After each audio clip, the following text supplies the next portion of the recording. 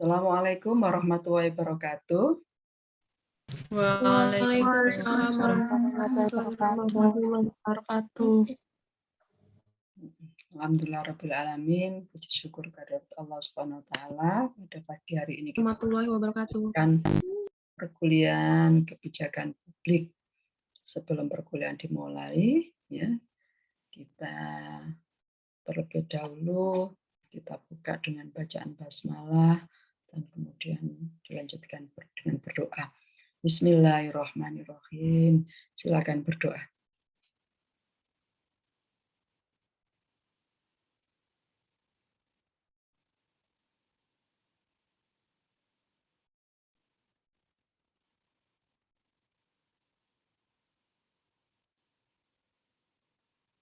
Alhamdulillahirabbil alamin. Mudah-mudahan doa-doa kita dijabah Allah. Materi yang kita diskusikan nanti bisa menjadi keterangan dan ilmu yang berkah dan bermanfaat. Oke, izinkan Ibu share screen terlebih dahulu.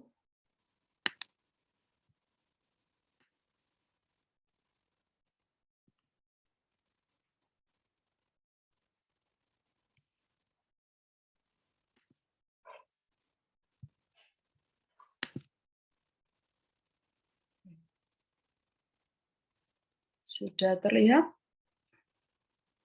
Sudah Ibu. Sudah Bu.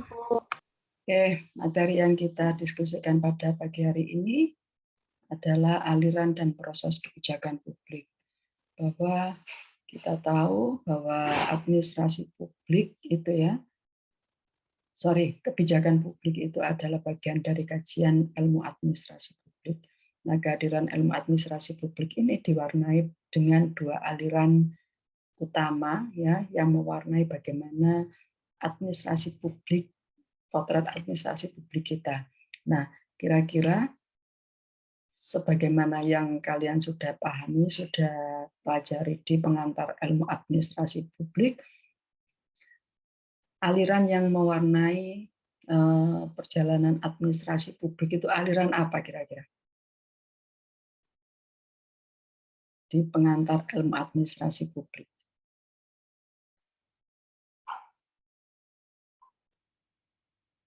Ingat? Yang dari Eropa dan dari Amerika. Tidak ingat?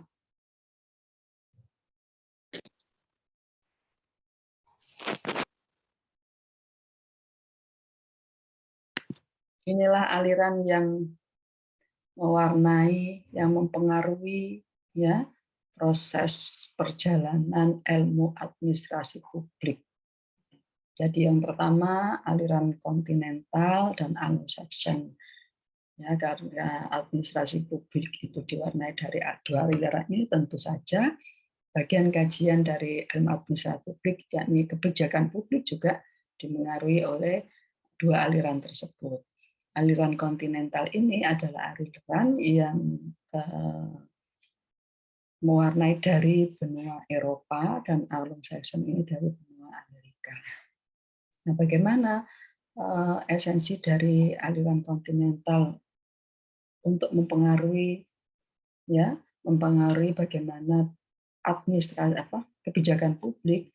Maka aliran kontinental ini berpendapat bahwa kebijakan publik itu adalah turunan dari hukum, bahkan mempersamakan antara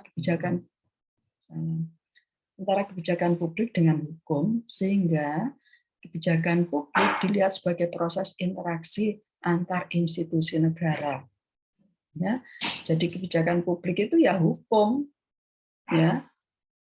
itu aliran kontinental. Karena itu proses kebijakan publik ini dilihat dari proses interaksi antar institusi negara. Nah, kalau antar institusi negara berarti tidak ada pihak lain yang terlibat dalam perumusan, pelaksanaan, dan evaluasi kebijakan publik. Nah, ini yang kemarin kalian tanyakan Bu, apa bedanya kebijakan publik dengan hukum gitu ya? Ya, ada yang tanya seperti itu dan Ibu sudah share materinya di grup dan kalian insya Allah sudah baca semuanya ya. Nah, itulah adalah sebagai bagian dari pewarna aliran dari aliran kontinental.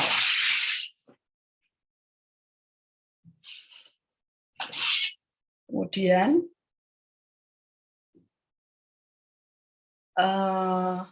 karena tidak ada aktor atau pihak lain yang terlibat, ya, yang terlibat baik dalam proses kebijakan publik, baik dalam perumusan, implementasi ataupun evaluasi, maka ini adalah interaksinya antar negara saja, tidak ada pelibatan sama sekali. Karena itu ini cenderung kebijakan publik itu cenderung bersifat sentralis dan top down, ya. Jadi antar pemerintah dan pemerintah saja. Kenapa terjadi seperti ini? Karena memang masyarakatnya itu trust-nya sangat tinggi kepada pemerintah. Itu terjadi pada negara-negara di benua Eropa. Dan pemerintah memang bisa membuktikan, ya, bahwa apa yang mereka amanahkan, ya, yang masyarakat amanahkan itu betul-betul dilaksanakan dengan penuh tanggung jawab, ya, dan kemudian hasilnya memang maksimal. Negara-negara nyaris, ya, negara-negara yang ada di Eropa itu nyaris tingkat kesejahteraannya itu sudah bisa dirasakan oleh masyarakat. Ya, kemudian bagaimana aliran Anglo-Saxon? Aliran Anglo-Saxon itu mempunyai pandangan bahwa kebijakan publik itu adalah turunan dari proses demokrasi, sehingga melihat kebijakan publik ini adalah sebagai produk interaksi antara negara dan rakyat. Jadi ada terjadi politik demokrasi dan manajemen governance. Ya, kalian juga sudah belajar, ya, terkait dengan bagaimana governance itu, siapa pilar-pilar yang ada di governance itu. Kira-kira siapa saja pilar yang ada di governance ini? Ada 3 pilar yang ada pada pandangan yang diusung dari paradigma governance. Siapa saja pilar itu?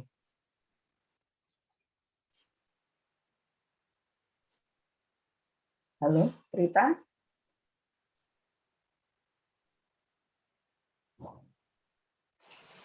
Ya, Ibu. Ya, siapa? Pemerintah, dunia usaha swasta, dan masyarakat. Oh, terima kasih. Tiara. Ya, Triara. Terima kasih Triara. Inilah proses dalam kebijakan publik selalu ada 3 pilar itu, atau bahkan lebih, ya, dari beberapa pilar, ya. Karena apa? Karena kebijakan publik itu adalah proses politik demokrasi, keterlibatan dari beberapa pihak selain pemerintah yang utama itu terjadi di situ, ya. Dan produk dari kebijakan publik itu adalah, ya, diambil dari bagaimana ide-ide yang disampaikan dari keterlibatan beberapa pihak yang berkepentingan. Itu, ya. Jadi kalian bisa pahami bagaimana ide yang disampaikan dari 2 aliran tersebut. Ini menunjukkan bahwa memang aliran kontinental ini adalah aliran yang memang betul-betul diusung dari Eropa, yang memang bahwa kebijakan publik itu adalah proses interaksi antar institusi negara. Jadi bersifat sentralis. Negara adalah aktor tunggal, ya. Negara adalah pelaksana tunggal dalam pelaksanaan pemerintahan, ya, pelaksanaan penyelenggaraan negara. Tuh, ya. Ini kalau seandainya ditarik dalam paradigma ilmu administrasi publik, ini ada pada paradigma keberapa ini? Aliran kontinental ini mewarnai paradigma keberapa? Halo, saya masih kemarin dibahas. Paradigma keberapa?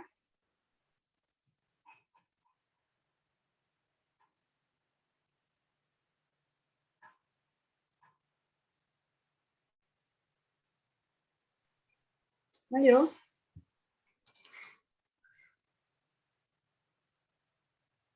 Halo, halo.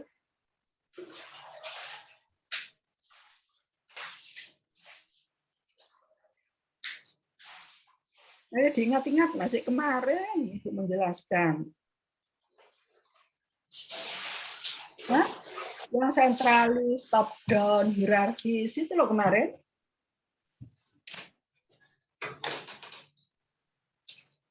Paradigma. Waduh. Ini ada sambungannya semuanya. Nah, ini kemarin ya.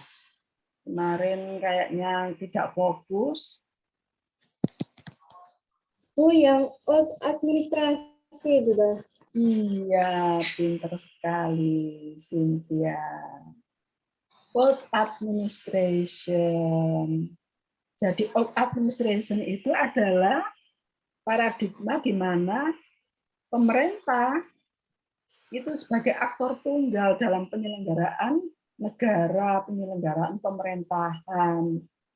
Ya, keterlibatan masyarakat tidak ada sama sekali. Baru kemudian pandangan yang juga merupakan bagian dari old administration, tapi pada generasi kedua, yakni new public administration, itulah menggugat administrasi publik itu tidak hanya sekedar teknis saja yang bersifat hierarkis, struktural, ya, kemudian prosedural, tidak hanya seperti itu. Administrasi publik itu juga mempertimbangkan masalah humanistis yang di sini dalam arti kata keadilan.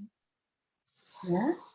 Jadi proses pelaksanaannya itu tidak hanya sekedar teknis, yang manusia itu seakan-akan menjadi mesin saja, tapi keberadaan manusia ini juga dilihat dari sisi apakah adil kalau orang itu dipekerjakan sekian jam dengan gaji yang sangat rendah. Apakah adil kalau seandainya program yang seharusnya mereka terima kemudian mereka tidak menerimanya. Nah, proses-proses atau sentuhan equity, ya, social equity ini ditampung atau diberikan ide itu diberikan oleh paradigma old administration pada generasi kedua, yakni NPA. Nah, generasi pertama siapa ya? Kemarin yang dijelaskan Rosenblum, C.L. Sharma, kemudian Davis, ya. Dan yang paling terkenal adalah Nicholas Henry dengan paradigma 5, paradigma administrasi publik, dikotomi administrasi publik, prinsip, sampai dengan administrasi publik menjadi ilmu administrasi publik. Itu adalah bagian dari paradigma generasi pertama, old administration, paradigma old administration.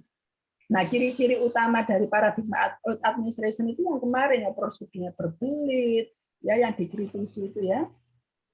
Kemudian bersifat teknis, bersifat top down, kemudian sentralis, kemudian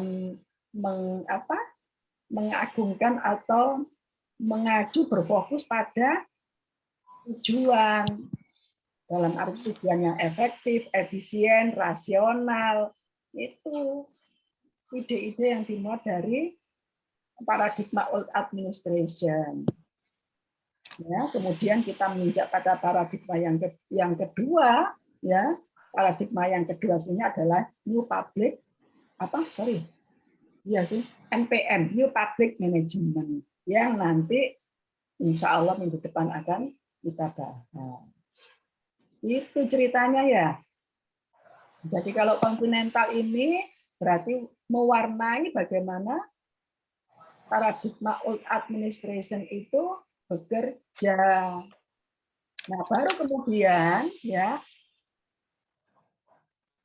di paradigma NPM, New Public Management, itu ada keterlibatan masyarakat, ada demokrasi. Itu di NPA, New Public Administration, ya, di paradigma Old Administration generasi kedua itu kan juga sudah terlibatan, memang terlibat, akan tetapi keterlibatannya itu tidak dalam arti keterlibatan sepenuhnya, tidak demikian, tapi keterlibatan itu hanya pasif, gitu ya, terlibat tapi tak pasif, tidak ada actionnya. Artinya keterlibatannya itu hanya diam, kalaupun program itu hanya menikmati program, kemudian keterlibatannya itu hanya kehadiran saja, tapi ide-idenya belum ada. Ya, nah ini ada di paradigma aliran Anglo-Saxon. Sampai di sini bisa dipahami? Bisa, Bu. Bisa, Bu.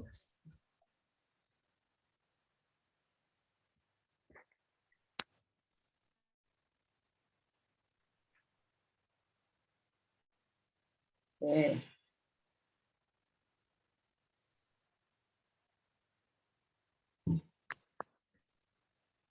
Kemudian kebijakan kontinental ini ya punya, dan Anglo-Saxon ini punya pendekatan-pendekatan. Yang pertama pendekatan klasik dan pendekatan teknik administrasi publik. Dan pendekatan Anglo-Saxon ini ada pendekatan klasik, pendekatan politik, demokrasi pluralis, dan pendekatan manajemen pemerintahan publik. Jadi lihat ini pendekatan kontinental, ada pendekatan klasik, ya.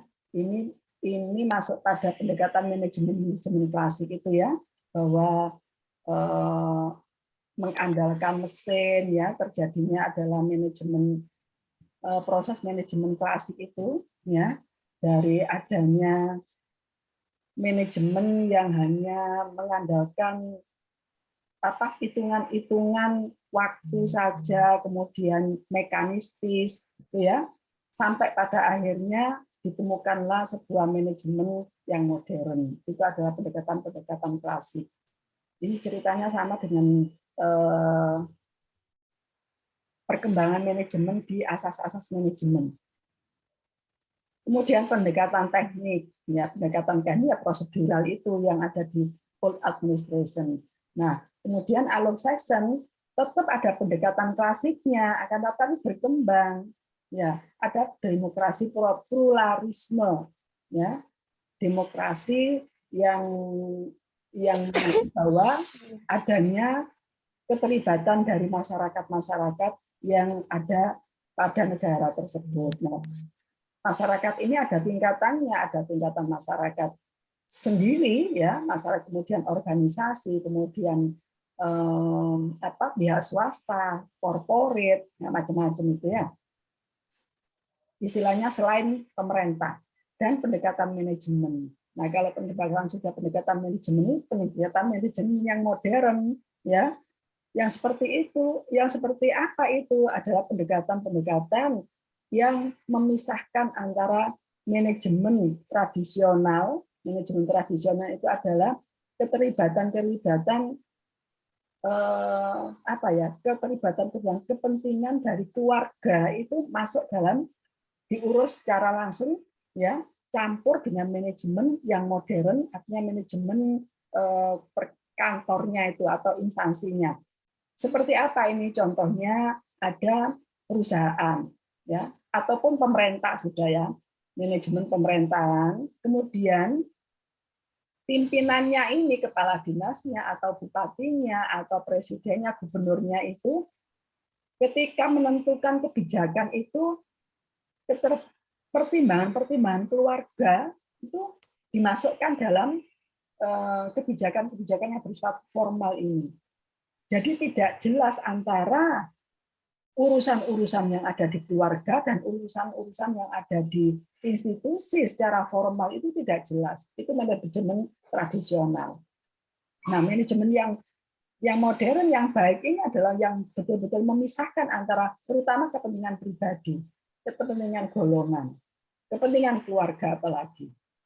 Nah, ini sempat mewarnai bagaimana manajemen pemerintahan di Indonesia itu diwarnai dengan manajemen yang tradisional, antara urusan keluarga dengan urusan kantor, urusan pemerintah itu campur aduk. Karena apa? Karena keterlibatan dari istri, anak, dari para pemangku ini ya, para pimpinan itu masuk dalam kebijakan yang itu seharusnya kebijakan formal.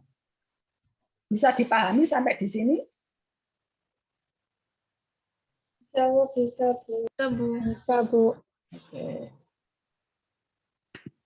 Nah, ini pendekatan kebijakan publik ini bisa dianalogkan seperti ini ya, dari pendekatan aliran kontinental dan Anglo-Saxon. Ya, coba dilihat dari atas, karena bersifat top down ya. Negara atau administrasi publik membuat sebuah kebijakan baru ke rakyat. Rakyat tidak menjadi bagian sama sekali dalam proses kebijakan publik, ya, tersendiri. Nah, bagaimana yang Anglo-Saxon? Anglo-Saxon, ya, negara dan rakyat atau masyarakat itu terlibat dalam proses kebijakan publik. Maka nanti hasilnya juga kebutuhan-kebutuhan masyarakat itu bisa ditampung. Sekali lagi kalian harus melihat ini sebagai bagian dari aliran yang mewarnai kebijakan publik. Tergantung bagaimana ini negara mana yang menjalankan. Ya, tergantung. Apakah kontinental tidak bagus? Loh, bagus. Terbukti ternyata di Eropa sampai hari ini sejahtera masyarakatnya. Ya enggak? Ya tergantung. Ya. Tergantung siapanya, tergantung pimpinannya. Kalau pimpinannya memang komitmennya tinggi, ya, meskipun membuat kebijakan rakyatnya tidak diikutkan, tapi dia amanah bahwa apa yang dia putuskan itu hanya semata-mata untuk rakyatnya. Dan rakyatnya memang menerima. Karena apa menerima? Karena memang trust-nya cukup tinggi kepada pemerintah, dan pemerintah membuktikan itu dengan tanggung jawabnya secara penuh bagaimana meningkatkan kesejahteraan rakyatnya. Oke, gitu ya. Kemudian di sini apakah iya kalau ini akan menjadi baik di aliran kontinental ini?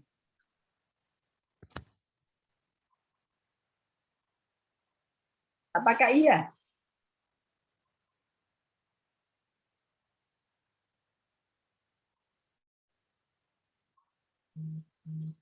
Coba. Yo, dipikir-pikir dulu. Apa iya nanti bahwa dengan peta seperti ini, proses kebijakan itu akan menjadi kebijakan yang baik?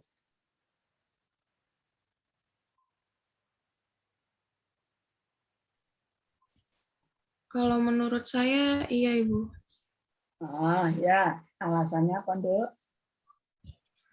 Alasannya karena kebijakan ini sendiri melibatkan rakyat atau masyarakat, Ibu.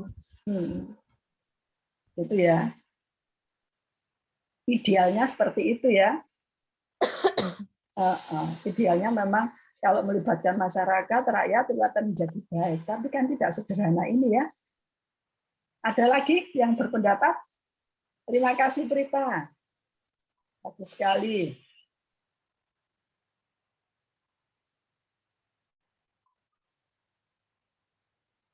Ada lagi yang berpendapat? Halo?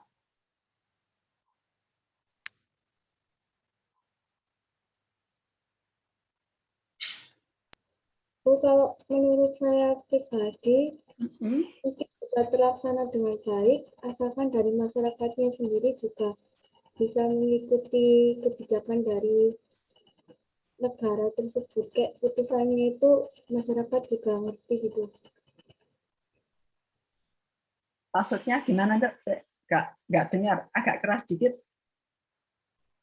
Kalau menurut saya pribadi, Hmm. bisa saja terjadi atau tidak, tergantung dari masyarakatnya sendiri. Ikut peran serta atau enggak dalam kebijakan publik yang disusun atau diselenggarakan sama negara. Jadi tergantung masyarakatnya ya. Iya, Kenapa tergantung masyarakatnya saja? Padahal di sini tuh ada negara juga, ada pemerintah. Apakah tidak mewarnai nanti pemerintah? Kalau ini jelas kan sudah satu aktor pemerintah wes menang, ini rakyatnya menang, tergantungnya di sini. Tapi ini kan ada dua. Kenapa yang Cynthia maksudkan itu hanya rakyat saja, sementara pemerintahnya gimana?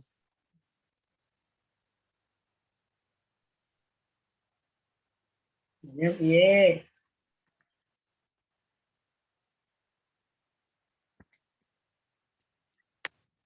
Ada ide, Rita?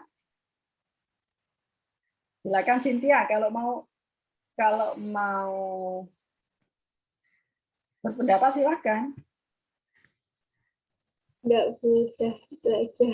Ini ada yang di mute, ini siapa ya? P.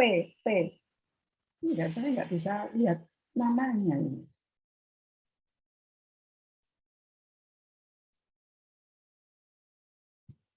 Oke, terima kasih atas pendapatnya. Baik, ya. Ini pun katanya Prita sama Prita tadi yang ini ya. Jawabnya juga yang ini ya. Iya gitu. Iya Bu, berpotensi untuk menghasilkan kebijakan yang baik. Karena memang secara teoritis harus ada keterlibatan tidak hanya negara, tapi orang-orang yang berkepentingan atau stakeholder, dan itu atas nama masyarakat, gitu ya. Betul, memang. Nah, terus kemudian kita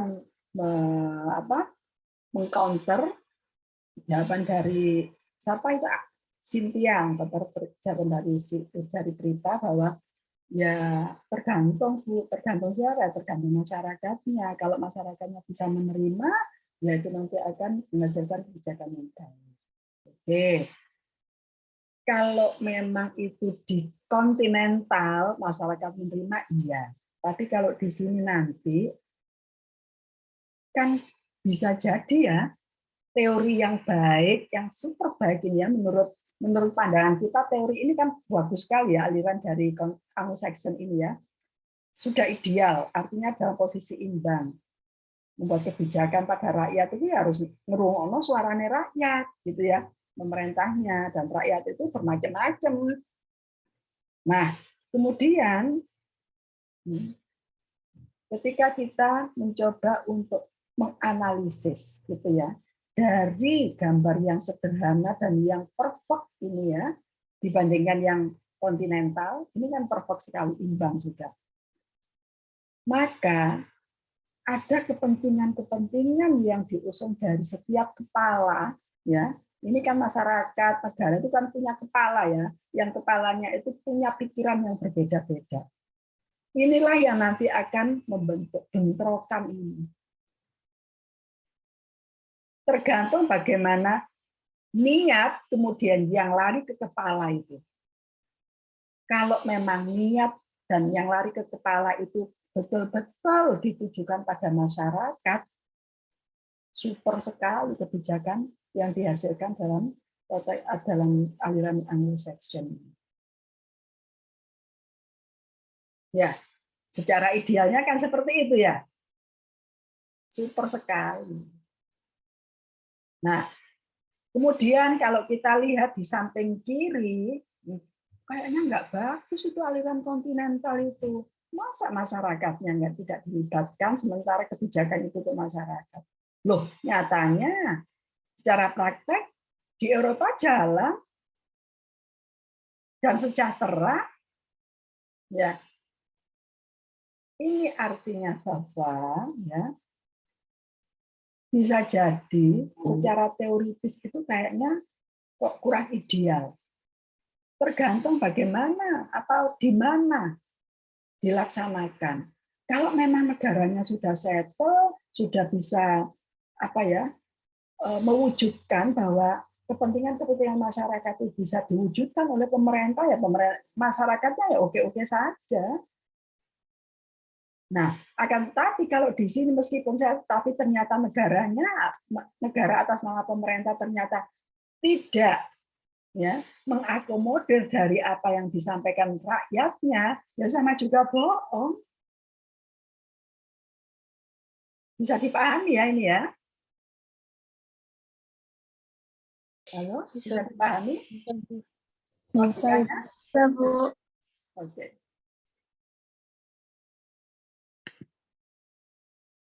Ya, ini penelitian, karena penelitian administrasi publik dihasilkan semata sebagai produk, ya. Oleh karena itu pendekatan teknis kebijakan publik terlihat menempel pada paradigma kontinental. Nah, kemunculan demokrasi, pluralisme, dan pemerintah yang baik telah mengubah paradigma kebijakan kontinental dari kebijakan top-down kepada menuju ke kebijakan bottom-up. Ya, dan oleh karena itu, maka kebijakan semakin ke sini bergeser pada kebijakan Anglo-Saxon. Ini yang terjadi di negara-negara berkembang. Tapi di negara-negara Eropa ya tetap pakai kontinental. Ya. Kemudian kecenderungan aliran kebijakan Indonesia. Ya. Aliran kebijakan yang ada di Indonesia ini lebih mengakomodir paham kontinental. Kenapa seperti itu? Karena perjalanan historis negara Indonesia yang mewarisi sistem administrasi negara Belanda, karena kita dulu memang dijajah Belanda ya. Berapa ratus tahun kita dijajah Belanda? 350. 350 tahun. Ya. Safira ini kuat ya sejarahnya ya, Safira ya. Langsung direspon. Oke. Kemudian ya dari perjalanan kemerdekaan Indonesia ini ya memang dari Belanda ya dijajah, kemudian sudah semuanya sampai bahasa-bahasa kita itu ya, bahasa-bahasa kita itu lebih banyak juga diwarnai oleh Belanda, terutama bahasa Jawa. Ya, bahasa Jawa itu banyak dipengaruhi oleh bahasa-bahasa Belanda. Dan kemudian di samping memang secara historis mewarisi sistem administrasi negara Belanda, founding father kita ya Bapak Soekarno, Bapak Syahrir, ya Bapak Juanda, dan intelektual ya negara kita itu basisnya adalah berpendidikan dari Belanda. Mereka banyak menimba ilmu dari Belanda. Ya. Karena itu paham kontinental ini sangat syarat atau sangat kental pada pengaruh kebijakan publik yang ada di Indonesia. Kemudian ahli hukum di Indonesia itu ya mengacu pada buku-buku teks yang dari Belanda memang. Jadi referensinya itu memang banyak dari Belanda. Dan selanjutnya meskipun perkembangan terkini bangsa Indonesia ini mulai membuka wacana kebijakan publik itu pada arah Anglo-Saxon, ya. Namun, ya yang dikembangkan oleh beberapa ilmuwan administrasi publik yang ada di Indonesia yang berguru kepada Amerika Serikat, namun ya kepakaran beliau-beliau ini masih kalah dengan ilmuwan kebijakan publik yang alumninya itu beraliran alumni kontinental. Ya, jadi memang 350 tahun, gimana nggak mendaging itu sudah sangat amat familiar dan kental sekali. Berapa ini kira-kira itu berapa generasi 350 tahun itu ya? Coba berapa generasi? Kalau usianya 75 tahun sampai 80, kira-kira 350 dibagi 80 berapa generasi? Ada sekitar 4 ya, 4 sampai 5 generasi gitu kira-kira ya. Dari cicit canggah gitu ya. Nenek, buyut, cicit, canggah. Atasnya lagi apa itu? Oh ya. Oke. Nah, kemudian model kebijakan Anglo-Saxon ini adalah bersifat bottom up ya, dan kemudian sangat sederhana juga. Undang-undang biasanya lengkap hingga bagaimana pelaksanaannya. Jadi di dalam undang-undang itu tidak hanya sekedar aturan-aturan saja, tapi bagaimana nanti implementasinya itu sudah didesain di situ dalam undang-undang itu, dan model kebijakan Anglo-Saxon seperti itu. Dan kemudian untuk bisa menerjemahkan dieksekusi itu tidak perlu peraturan pemerintah dan sejenisnya untuk bisa melaksanakan itu. Biasanya kan undang-undang itu bahasanya bahasa langit ya. Karena itu perlu diterjemahkan lagi menjadi apa? Menjadi peraturan pemerintah, peraturan presiden, peraturan menteri sampai perda. Gitu. Nah, kalau Anglo-Saxon itu tidak seperti itu model kebijakannya. Undang-undang langsung ke peraturan menteri atau perdana menteri atau peraturan presiden gitu ya, kemudian langsung di tingkat daerah, tidak pakai peraturan pemerintah ya, langsung pada peraturan daerah, perda, kemudian pergub. Nah, perdebatan antara aliran Anglo-Saxon dan kontinental ini sebetulnya tidak ada pada negara-negara maju. Yang mendebatkan ini adalah di negara-negara berkembang, ya salah satunya kita, Indonesia. Karena ya itu, kita ini adalah penerima produk, tidak menciptakan produk. Kalau kita menciptakan produk, barangkali kita akan pakai sebagai model, role model gitu ya. Tapi pernah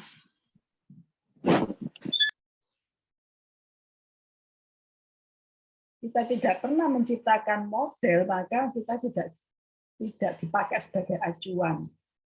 Dan ini ternyata dari setiap aspek kehidupan ya, tidak hanya dari segi tataran saintis gitu ya, model juga seperti itu.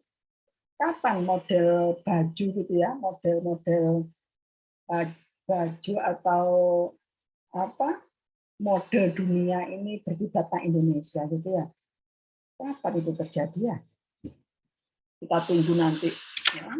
Kalian-kalian semuanya ini adalah berpotensi untuk menciptakan model baru baik di dunia ini ya, model baju atau model-model yang lainnya. Asal jangan kakean model gitu ya. Kakean model jadi enak. Ya, Cynthia ya. Oke. Nah, perdebatan itu hanya ada di negara-negara berkembang saja. Kenapa demikian? Ya karena memang negara-negara maju itu sudah settle ya. Sebagian besar kebijakan publik di negara-negara maju itu telah dibuat di masa lalu dan hingga hari ini itu masih relevan kondisinya. Kenapa seperti itu? Karena kondisi negara tersebut bersifat cateris paribus. Diasumsikan ya, kondisi cateris paribus itu diasumsikan bahwa kondisi masa lalu itu adalah sama dengan kondisinya hari ini. Loh, kok bisa Bu seperti itu? Kan perkembangan perubahan itu tetap terjadi, Bu. Benar, tetap terjadi, akan tetapi tidak pernah bisa merubah budaya yang ada pada negara tersebut. Ini yang kita itu merasa miskin di budaya. Padahal budaya kita itu sangat kaya raya daripada negara-negara lain.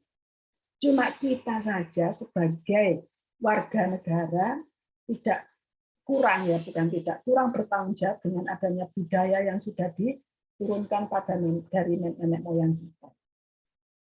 Kita resah ketika ada budaya K-pop ya. Kita resah ketika ada budaya-budaya yang dari Jepang, Kita resah ketika ada budaya-budaya yang diusung dari negara-negara Amerika atau Eropa. Goyah kita, karena apa? Budaya kita tidak settle, tidak mendarah daging, tidak kita internalisasi dalam kehidupan kita sehari-hari. Ya. Kita lebih bangga ketika kalau pesta itu ada cheers gitu ya, ada apa semacam kalau mau minum itu harus ditatapkan gelasnya, itu kita terkontaminasi. Padahal kan kita tidak seperti itu, hanya menganggukkan, kemudian silakan, kemudian kita minum dengan cangkirnya, ya, kemudian tataannya juga dibawa, yang betul-betul Indonesia sekali itu. Ya, itu hilang, terutama pada generasi-generasi kalian, yang generasi milenial, generasi Z ini. Ayo terus itu dibudayakan ya, budaya itu harus terus kita lakukan, kita internalisasi, bahkan kita harus bangga dengan budaya kita. Dengan demikian, kondisi itu nanti akan settle. Kalau sudah kondisi settle, maka kebijakan yang dibuat oleh nenek moyang kita, ya, para pendahulu kita, para founding father kita hingga hari ini itu kayaknya masih adaptif untuk bisa menyelesaikan permasalahan. Ya, nah kita tunggu nanti.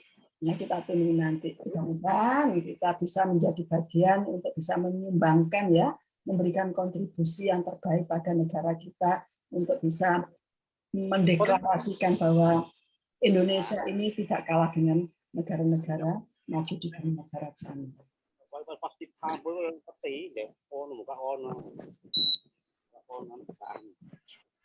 Itu kendalanya apa?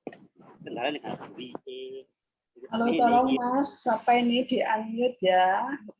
waduh tuh kepekol ora peti. Sing ana rong jam lho. Aduh, siapa ya ini ya? Sangat mene wis matiri. Ini ya. Ini den kok ndek iki. Nah, kan saya gua lari ini lho. Ora ana dhewe lho ora ono.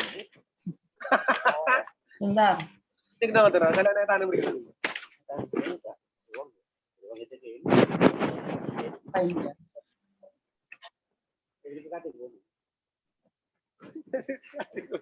Iya, tadi ya.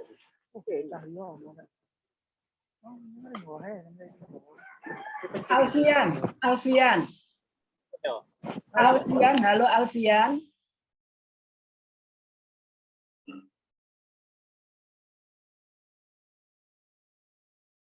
Sudah saya unmute dari sini.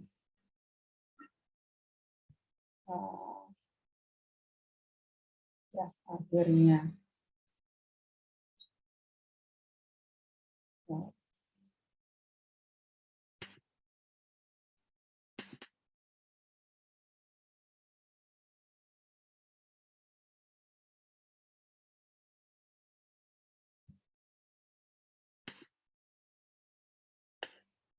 Sampai mana tadi?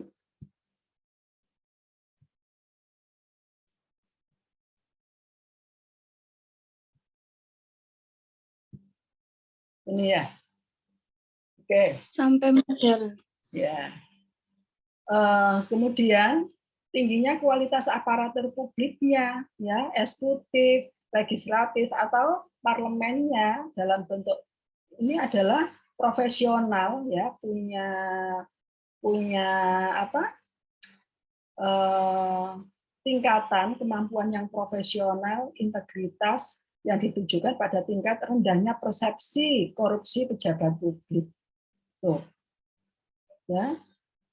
Jadi meskipun bentuknya formal adalah top down kayak di kontinental tadi ya, tapi dalam operasionalnya itu mereka bottom up. Karena merangkul masyarakat. Dan masyarakat sangat trust itu. Ya.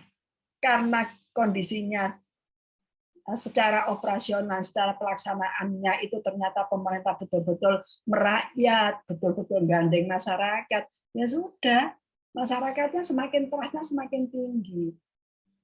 Dan terutama ya, menjadi pejabat di negara-negara maju itu loh, persyaratannya satu, harus kaya terlebih dahulu. Uangnya harus banyak. Karena mereka tahu betul bahwa ya menjadi pejabat itu gak ono duit. Negara itu punya uang itu untuk rakyat, bukan untuk pejabatnya. Dan mereka tahu bahwa gajinya kecil. Karena itu pegawai, istilahnya itu pegawai negeri gitu ya kalau di Indonesia.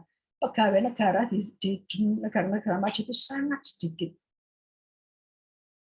Kok bisa, Bu? Iya, karena pelayanan publik itu lebih banyak sudah di-share ke pihak swasta. Di-share ke pihak swasta semuanya. Jadi biarkan diurus oleh swasta.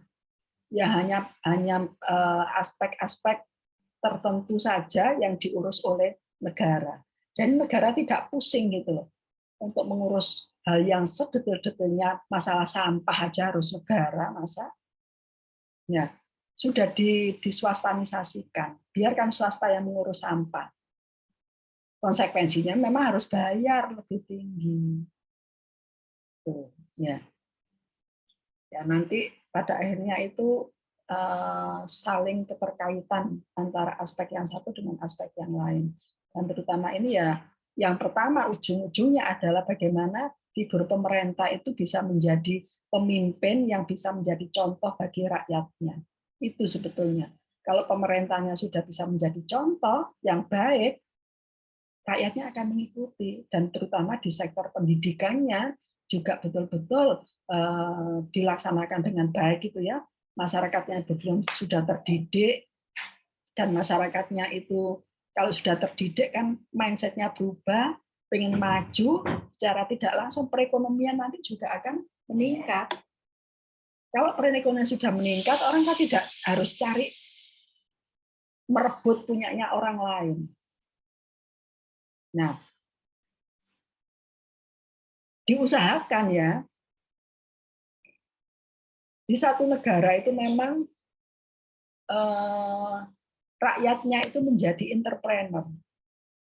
Semakin masyarakat atau rakyatnya itu menjadi entrepreneur, pengusaha, maka nanti semakin sejahtera kehidupan warga negaranya.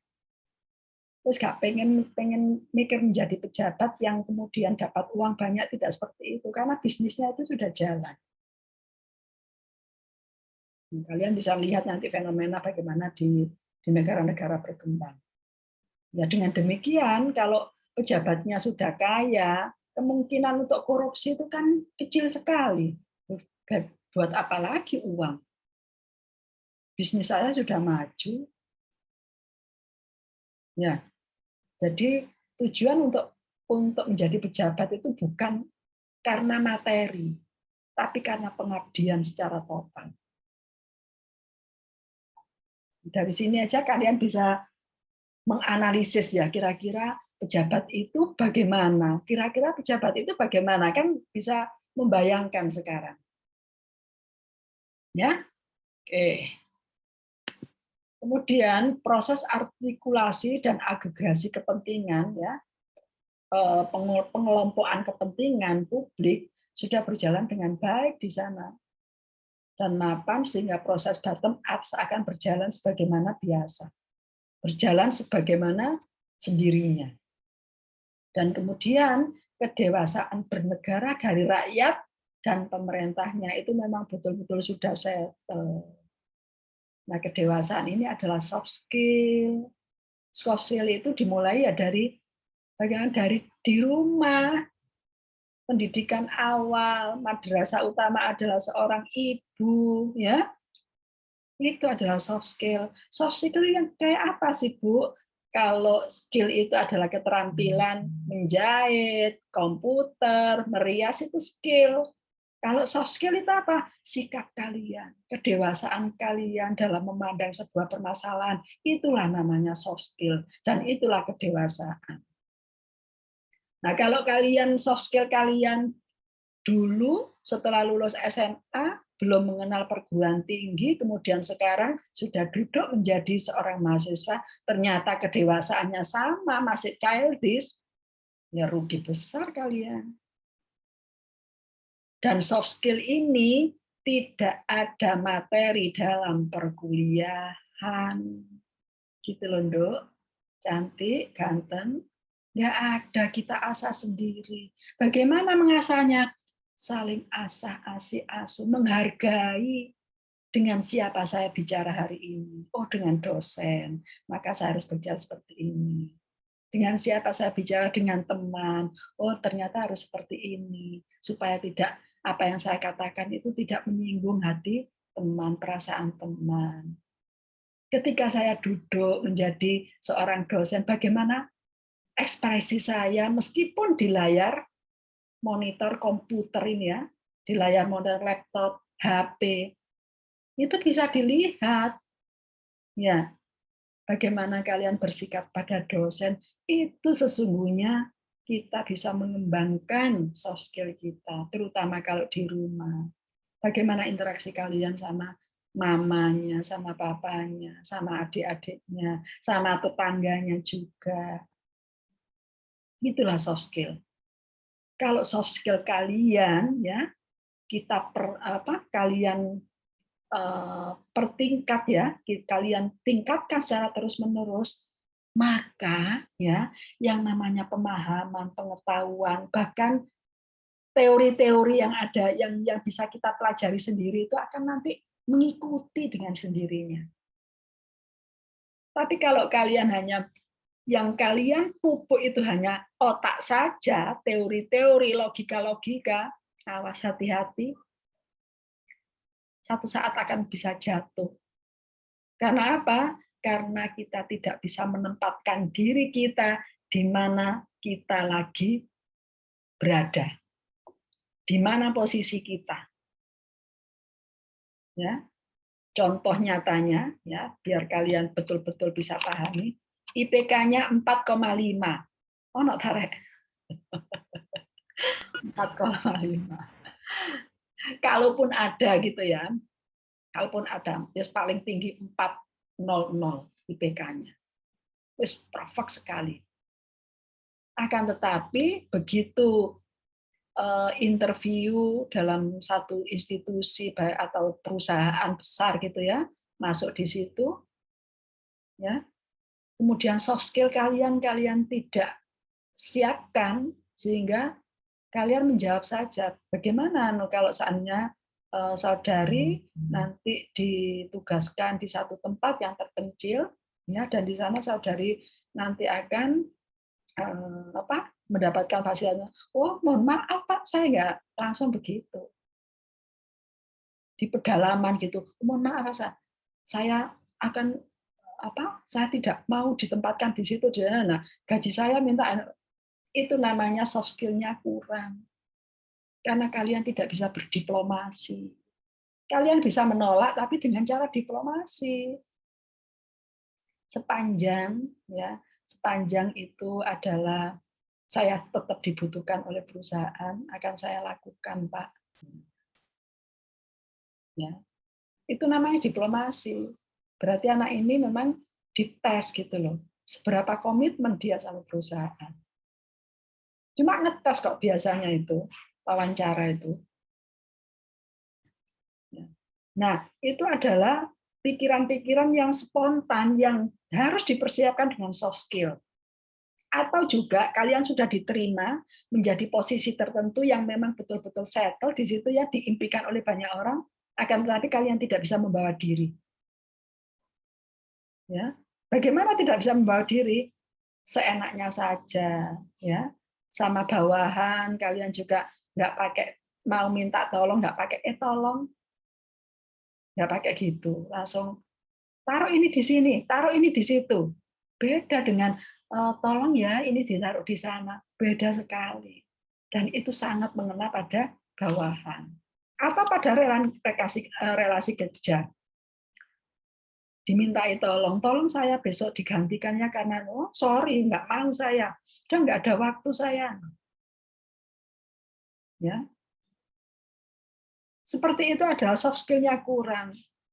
Kalau seandainya kalian dimintai seperti itu, dan kemudian kamu tidak, barangkali Mbak, kalau lain kali Saya bersedia untuk besok ini saya sudah ada schedule, jadwal saya ketat, jadi jadwal saya padat. Mohon maaf kalau hari lain gimana Mbak saya gantikan. Nah, ucapan seperti itu serta-merta tidak mungkin akan dilontarkan pada orang yang soft skill-nya rendah. Tidak akan mungkin.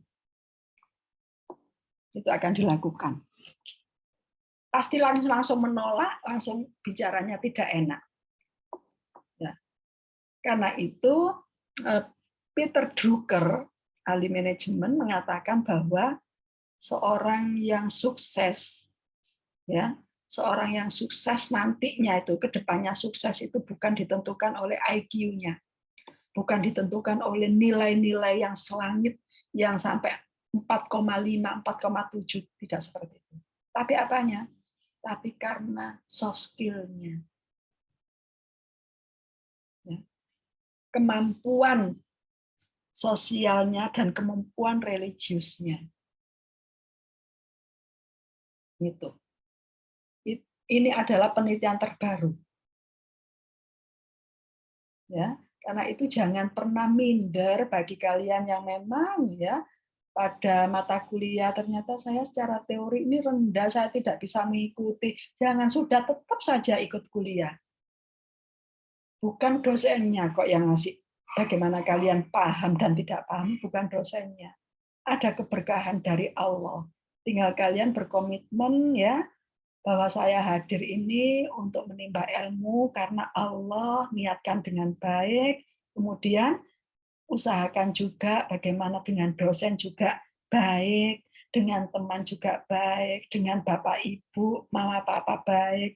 Insya Allah nanti sukses itu sudah awe-awe kalian. Come here. Ya, I'm wait for you. Gitu nanti sukses itu. Kenapa Ibu sudah bicara seperti ini? Menyatakan ini pada kalian karena Ibu sudah melampaui masa-masa seperti kalian. Bahkan Ibu juga sudah pernah cerita ya. Ini Ibu terkait dengan tidak menyimpang dari materi ya, terkait bagaimana kedewasaan bernegara sebagai rakyat. Tidak menyimpang dari materi. Ibu lagi mempersiapkan generasi yang tangguh di Indonesia. Dan bagaimana caranya itu? Dulu waktu Ibu menjadi mahasiswa seperti kalian ya, ketika Ibu duduk ya menjadi peserta mata kuliah yang saya ingat betul, mata kuliahnya waktu itu adalah ekonomi politik. Ingat betul saya ekonomi politik. Mata kuliah ekonomi politik itu adalah mata kuliah yang agak sedikit menguras pikiran karena berlogika. Ya. Kemudian saya sedikit tidak paham. Saya merenung dan kemudian saya menundukkan kepala, saya berdoa. Ya Allah ya Rabb, terima kasih saya sudah dihadirkan sebagai peserta mata kuliah ini di Universitas Airlangga. Barangkali banyak orang memimpikan tempat yang saya duduki hari ini. Terima kasih ya Allah. Ya Allah, pada hari ini saya tidak paham dengan materi yang disampaikan oleh dosen saya. Terima kasih ya. Saya ikhlas menerimanya. Tapi berikan kesempatan saya ya Allah untuk nanti satu saat bisa memahaminya, entah kapan itu. Gitu Ibu. Berdoanya. Nama saya Isna ini biasa dipanggil Isna. Saya duduk di sini ya Allah, saya ada di nomor sekian, bangku sekian, sampai saya tunjukkan seperti itu. Engkau Maha mendengar ya Allah, ijabah doa-doa hamba. Gitu. Dijawab oleh Allah karena Ibu S2-nya tidak di administrasi publik secara ini ya, secara fakultas gitu ya, tapi kajiannya tentang pemerintahan. Ibu di manajemen sumber daya manusia. S2-nya di UNER juga mengambil pengembangan sumber daya manusia sektor publik, artinya di pemerintahan. Di S3-nya Ibu masuk lagi di Fakultas administrasi, mengambil jurusan administrasi publik. Ketemulah di situ ekonomi politik. Baru Ibu paham, coba. Berapa tahun itu proses perjalanannya. Tapi Allah meridhoi. Senangnya bukan main, ya Allah. Senangnya bukan main ketika pemanggil Allah ini dulu. Gitu loh. Satu lagi juga ketika Ibu mahasiswa. Ini dalam rangka soft skill juga. Ya. Waktu Ibu punya dosen yang keluarganya itu keluarga artis. Metode penelitian sosial. Ya, mata kuliah metode penelitian sosial.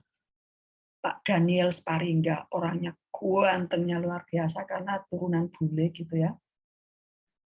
Setiap cerita apa yang diceritakan itu di luar negeri, dan memang beliau sering keluar negeri, baik dengan keluarganya atau tugas. Ibu berdoa, ya Allah, hari ini saya mendengarkan cerita-cerita dari dosen saya. Izinkan satu saat saya yang akan bercerita itu di mahasiswa saya. Gitu, Ibu.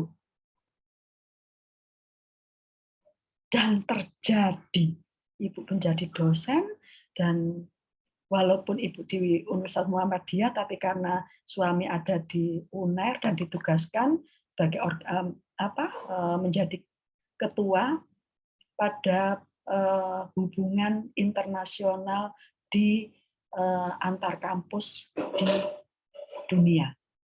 Dengan demikian kan seringkali ditugaskan ke luar negeri. Nah, kalau tugas luar negeri kan istri harus ikut. Gabunglah saya melancong ke beberapa negara. Terjawab itu. Dan tentu saja kalau Ibu sama dosen itu betul-betul respect. Meskipun waktu di S3, Ibu usianya sudah 40-an ya, belajar itu Ibu sangat respect sama dosen. Kalau berjabat tangan itu selalu saya cium tangannya. Kemudian saya selalu menunduk gitu ya. Sampai hari ini kalau bertemu itu kesannya Ibu ini adalah mahasiswa yang paling tawadhu. Gitu kesannya. Dan ini tidak dibicarakan kepada Ibu, bicarakan ke siapa? Sama suami Ibu yang diundang untuk menguji gelar doktor di sana, di Universitas Brawijaya. Prof, ternyata istri jenengan itu mahasiswa yang paling tawadhu loh, gitu. Artinya kan objektif gitu ya.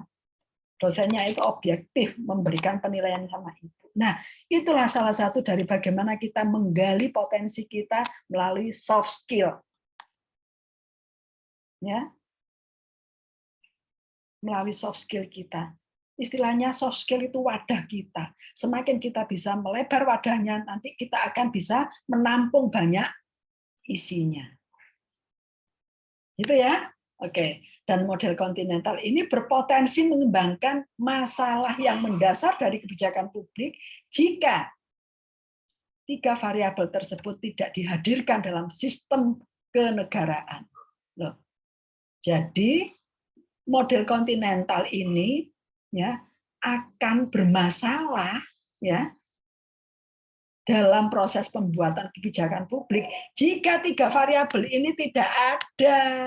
Artinya kondisinya tidak cateris paribus, kemudian pejabat-pejabatnya itu tidak profesional, tidak punya integritas, ya, kemudian tidak juga punya bekal secara material, gitu ya, dan kemudian tidak juga bersifat ini bottom up, ya. Jadi istilahnya itu dalam prakteknya itu tidak bottom up top down. Maka kalau kita melaksanakan, mencoba mengaplikasikan kebijakan aliran kontinental, 3 syarat ini harus ada. Kalau tidak ada, masalah besar ini. Bisa dipahami ini? Kalau seandainya Bisa. nanti di UTS ada pertanyaan, ya, ada pertanyaan terkait dengan kapan aliran kontinental ya dalam proses kebijakan publik ini bisa bisa menekan sebuah permasalahan dalam kebijakan publik. Maka kalian harus bisa menjelaskan 3 poin ini. Ya. Kapan aliran kebijakan kontinental jika diaplikasikan ini bisa membuat sebuah permasalahan itu menjadi clear atau menjadi solusi bagi sebuah permasalahan. Kan pertanyaannya dibalik gitu kan ya. Ini kan model kontinental berpotensi mengembangkan masalah yang mendasar jika 3 variabel tadi tidak dihadirkan. Nah, sekarang pertanyaannya dibalik. Ya, kapan kebijakan kontinental ini ya bisa menjadi solusi bagi sebuah permasalahan. Gitu kan ya? Yes. Maka inilah yang kalian harus jawab dan harus tidak hanya poin-poinnya saja, tapi kalian harus menjelaskan apa arti Ceteris Paribus itu dan bagaimana contohnya. Gitu ya, semuanya ya. Nah, bagaimana kebijakan di Indonesia? Nah, ini kalian bisa pelajari. Oke, kayaknya sudah 1 jam lebih. Apa yang Ibu sampaikan tadi, mudah-mudahan menjadi keterangan yang berkah dan bermanfaat. Ya, mohon maaf, Ibu belum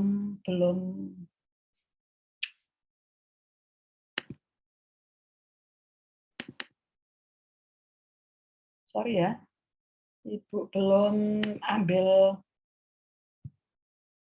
capture tadi. Renanda sudah ambil capture tadi? Sudah di-capture kah? Belum. Sudah Bu, sudah saya ambil. Oh, sampun ya. Oke. Terima kasih.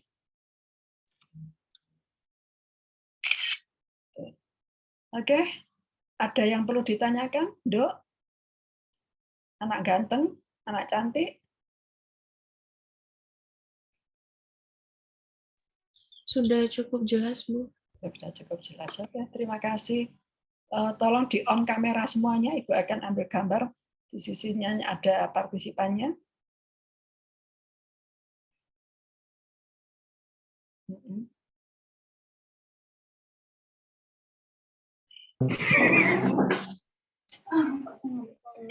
Terima kasih.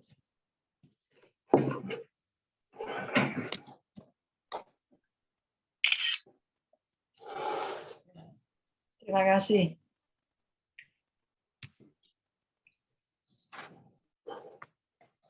Bukan kan. Oke, mudah-mudahan apa yang kita diskusikan tadi menjadi keterangan yang berkah dan bermanfaat, ya, dan menjadi bekal kalian kelak, ya, menjadi khairun nas anfa'un nas, ya, atau menjadi bagian terpenting di negara ini, menjadi bagian solusi dalam permasalahan-permasalahan yang dihadapi negara. Ya, jadilah generasi muda yang tangguh, jadilah generasi muda yang patut dibanggakan oleh bangsa dan negara, juga agama, terutama oleh keluarga kalian. Sukses selalu, ya. Mudah-mudahan kita ketemu dalam kondisi yang lebih baik, ya, diberi Allah kesehatan, kekuatan, dan panjang umur untuk bisa meningkatkan kualitas iman dan takwa kita serta ibadah kita kepada Allah Subhanahu wa taala.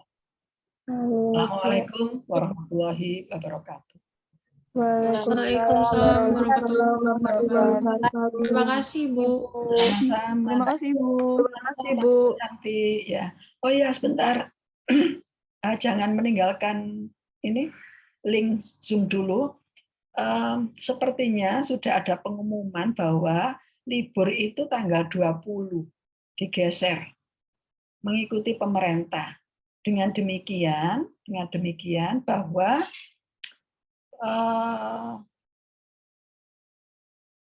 tanggal 20 itu hari Rabu ya. Iya. Iya, Ibu. Iya, Ibu, Rabu, Bu. Ibu hari Itu adalah teori administrasi publik ya. Nah, Iya. gimana kalau hari Rabu itu kita ganti di perkuliahan e-learning? Oke. Iya, Bu. Iya, Bu. Iya, Ibu, boleh, Bu. Oke. Kemudian Ibu kasih tugas.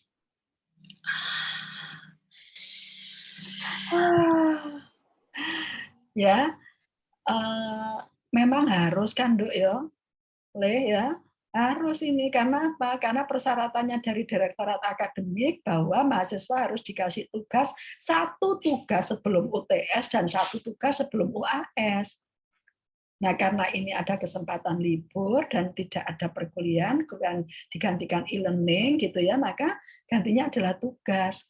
Silakan nanti di masa-masa pengumpulan tugas itu Ibu perpanjang sampai seminggu kok. Ya, gitu ya. Nanti Ibu akan Iya, Ibu. kasih ini soalnya. Ya, biar kalian juga kan harus mengumpulkan nilai ya dari tugas-tugas tersebut. Iya. Oh ya, Ibu juga minta informasi sebentar. Selama ini memang e-learning itu masih ada, Tondok. Artinya dosen yang kasih materi di e-learning lewat e-learning tanpa tatap muka melalui virtual gini? Masih ada, Ibu. Masih ada. Iya, untuk share materi dan presensi kehadiran, Ibu. Oh gitu. Kemudian tapi tanpa ada pertemuan secara daring gini? Ada ya? Iya, ada, Ibu. Oh ada ya, masih berlaku ya berarti ya? Iya, Ibu, masih. Semua dosen? Iya, semua dosen. Loh, yang hibrid masa pakai e-learning? Iya, sama, Ibu. Jadi untuk share materi dan juga presensi. Oh, Tetap. maksud Ibu tanpa ada tatap muka baik secara daring maupun luring. Tapi materi hanya di-share dan kalian disuruh untuk melihat materi yang ada di e-learning itu saja. Kayak yang dulu-dulu itu. Ada, Bu. Hah? Iya, Ibu. Ada? Ada. Oh, ada. Oke. Semua dosen atau beberapa dosen? Halo, semua dosen atau beberapa dosen? Semua, Bu, tapi Semua. ada masih ada ya 1 mata kuliah yang belum di learning. Oh, gitu. Ibu kan juga belum ya? Ya, Ibu kan selama ini tetap kan ya pakai tatap muka secara daring ya. Belum pernah di e-learning kan Ibu ya? Halo? Iya, Ibu. Enggak, Ibu mau mengadakan seperti itu takut gitu loh. Takut nanti jabat sorotan kalau memang dosen-dosen lain melaksanakan seperti itu, Ibu juga ngatut gitu loh, Nduk. Maksud Ibu. Gimana selama ini? Iya, Bu. Jadi kalau untuk tugas juga pengumpulannya ada yang di e-learning, Bu. Seperti Bu Lailul kemarin, tugas kelompok juga pengumpulannya di e-learning. Iya, paham. Tapi kuliahnya kuliah e-learning atau kuliah tatap muka atau luring atau daring?